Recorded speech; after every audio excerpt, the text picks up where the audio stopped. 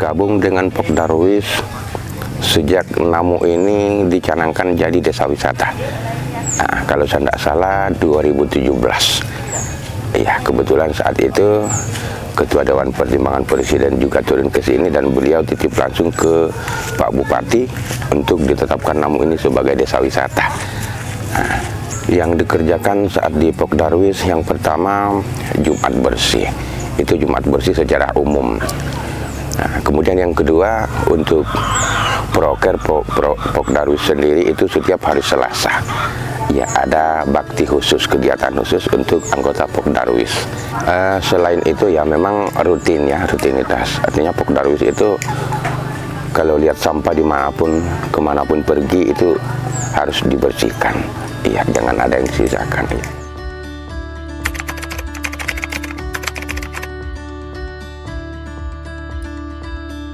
Yang pasti kami Pak memang kami bangun memang kerjasama yang kuat, ya, saling support, saling membantu. Ya, jadi divisi ada beberapa divisi di dalamnya itu sebetulnya tidak dibebankan kepada masing-masing divisi, ya, tapi dikerjakan secara bersama-sama. Yang sekarang kalau saya datang kurang lebih 30 orang, terbagi untuk 4 dusun. Ya, jadi memang Pok Darwis itu tidak terpusat di dusun 2 Namu ini. Dusun 1 ada, dusun 2, dusun 3, dan 4.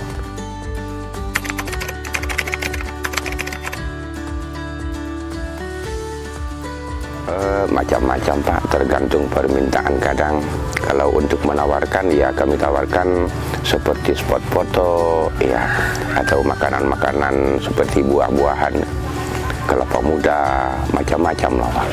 Kalau spot alam di sini yang pertama itu tempat snorkeling.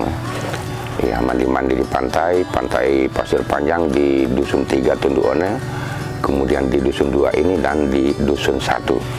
Ya, di area camp. Kalau di gunung ada di air terjun, kemudian yang di Tanjung dusun 4 ada Watu Medah, spot Watu Medah. Kalau di dusun 1 itu Watu Medah juga ada, kemudian ada spot penangkaran penyu dan maleo. Nah, kalau di dusun 2 ini ada juga Osubangga. Iya, di Osubangga kalau pengunjung naik di Osubangga untuk ke 4 dusun di Desa Namu ini terlihat semua karena puncaknya lumayan tinggi.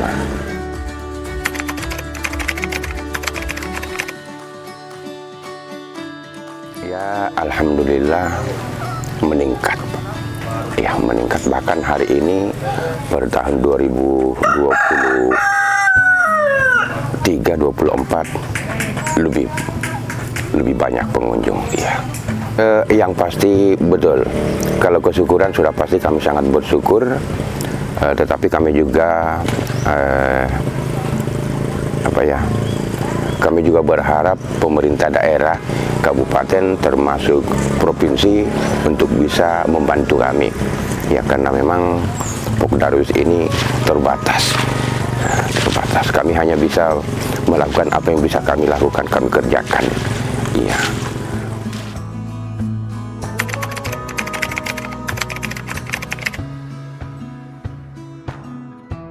Ya, sebelum ada wisata memang ada juga penghasilan, tapi tidak begitu terlalu bagus. Awalnya ada wisata itu sangat menjamin sekali, alhamdulillah, karena setiap wisata yang masuk itu pasti membutuhkan sesuatu di dalam apa kebutuhannya, dan kami persiapkan di sini. Alhamdulillah, ya, tidak terlalu sulit bagi mereka. Apapun yang mereka butuhkan pasti kami layani dengan ikhlas dan baik.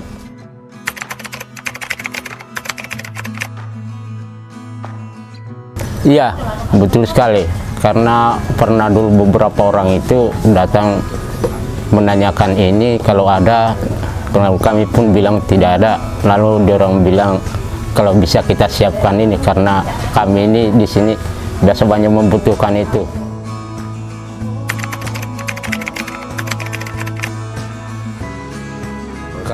Kalau sekarang alhamdulillah biasa dalam 1 minggu itu kadang 3 kali saya masuk belanja, karena kalau ada wisata pasti isi kios banyak yang berkurang.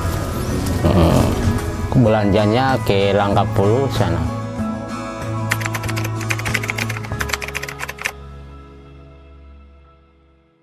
Iya begitu. Dari pengelolaan itu homestay sendiri, saya hanya memfasilitasi bagaimana di dalam itu supaya pengunjung itu senang datang ya. Kamar-kamarnya itu apa, atau segala apa kebutuhan tamu-tamu itu saya anukan begitu. Iya, memang kita itu tuan rumah harus begitu. Kita melayani semuanya. Apa permintaannya ya, apa dia orang meminta kita tunjukkan, arahkan begini.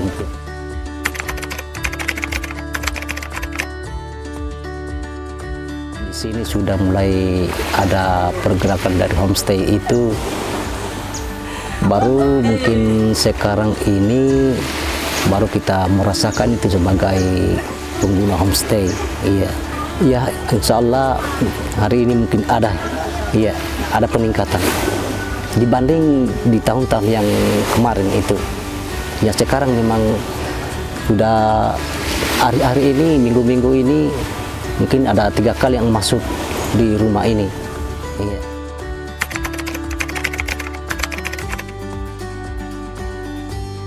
Ya alhamdulillah, kira-kira begitu Pak. Iya. Ya sekarang waktu masuknya itu pengunjung di rumah itu, ya alhamdulillah, pokoknya segala apa kekurangan di dalam rumah itu kan adanya homestay ini, ya penghasilan di dalam rumah tangga ya cukup juga.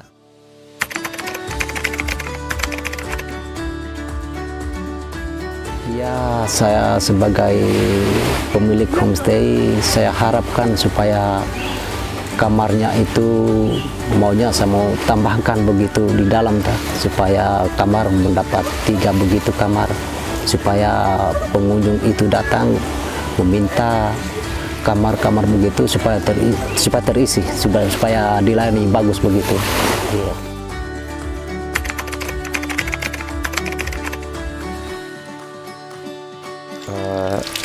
Programnya pertama saya harus melanjutkan program yang kemarin itu dari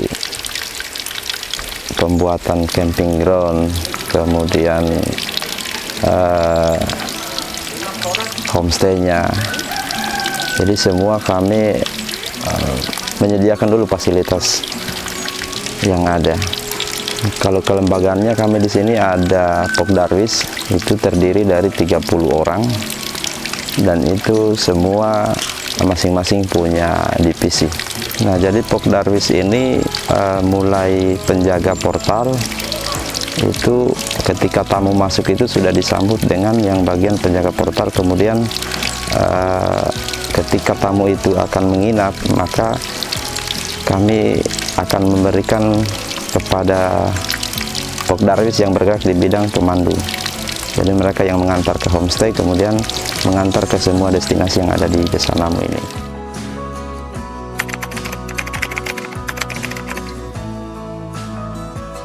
Untuk pariwisata, kami baru intervensi di tahun 2024 ini. Kami rencanakan penyediaan tenda, kemudian penyediaan alat diving, dan alat snorkeling. Kalau untuk pengelolaan keuangannya kami serahkan semua ke BUMDes. Sementara eksekutornya untuk di lapangan kami serahkan ke Pok Darwis.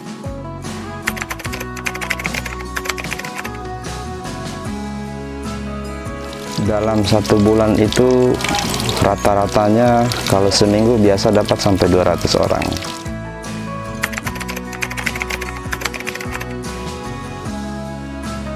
Keterlibatan masyarakat dalam pengelolaan wisata Namu ini itu termasuk homestay, kemudian UMKM-nya kami serahkan ke mereka. Di sini terdiri dari 4 dusun.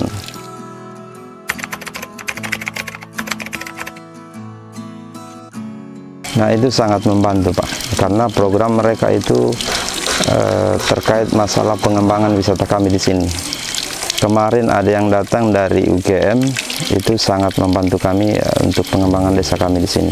Untuk Kampus Sultra, kami baru menerima kemarin itu dari Unhalu. Kalau untuk Universitas Gadjah Mada itu turun ke Namo itu dari tahun 2022, sejak saya menjabat kemarin. Unhalu nanti di 2023. Itu pun yang reguler, kemudian yang kolaborasi.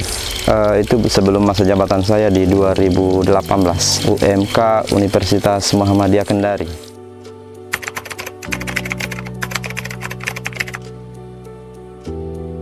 Kalau untuk akses, alhamdulillah di tahun 2022 akses darat sudah mulai masuk. Kemudian di 2023 itu ada peningkatan. Jadi untuk akses darat itu sudah menunjang, tapi masih kurang karena ada beberapa tanjakan yang memang masih sifatnya ekstrim ketika cuaca kurang bagus. Kalau untuk kami di sini persediaan fasilitas itu yang masih sangat minim. Seperti homestay, kami di sini homestay kalau ketika tamu akan masuk di atas lebih dari 20 orang itu kami sudah kewalahan untuk tempat nginapnya. Kemudian fasilitas penceka juga masih kurang. Rumah warga kami memang sarankan setiap rumah warga itu harus standby untuk menerima tamu. Yang penting mereka memenuhi standar nyaman dan bersih. Infrastruktur wisata itu ya tinggal gedung yang besar, tempat mungkin balai serbaguna yang bisa dimanfaatkan ketika ada kegiatan-kegiatan yang berhubungan dengan wisata.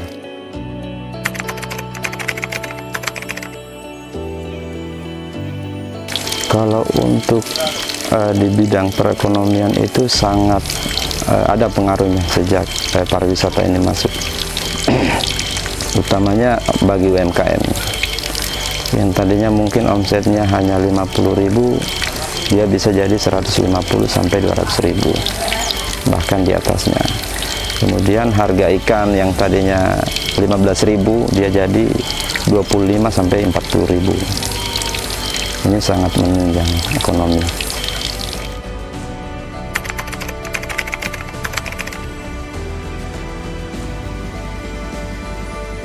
Kalau mimpi kami di Namo ini, wisata ini bisa berkelanjutan sampai turun-temurun. Dan harapan kami kepada pemerintah kabupaten maupun provinsi dan pusat itu mohon diperhatikan masalah akses, kemudian fasilitas lain yang ada di Namo sebagai penunjang wisata yang menuju go internasional.